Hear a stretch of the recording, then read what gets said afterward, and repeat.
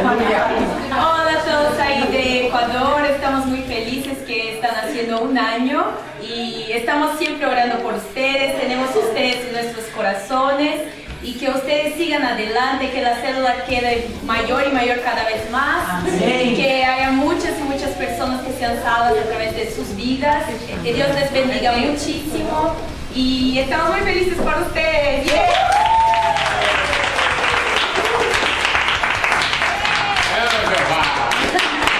Oi, Elizabeth, oi, turma da Célula do Equador. Nós estamos muito felizes porque nós sabemos que vocês estão aí hoje. Essa semente foi plantada aqui no Brasil, no coração da Elizabeth. Isso enche o nosso coração de alegria.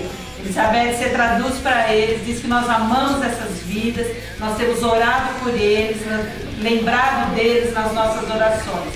E eu queria mandar também um abraço, um grande abraço para você e um abraço especial para o Paulinho, que é nosso amigo daqui de Bauru, está aí com vocês. Paulinho, meus parabéns, Deus te abençoe, você continue sendo esse missionário que nós tínhamos certeza que um dia Deus ia colocar você num lugar como esse. Então você está sendo bênção aí, leva o abraço do nós brasileiros para cada um desses queridos aí do Equador.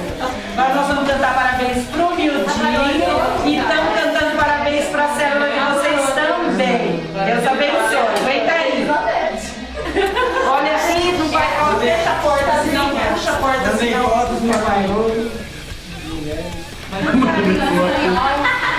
Parabéns, que é?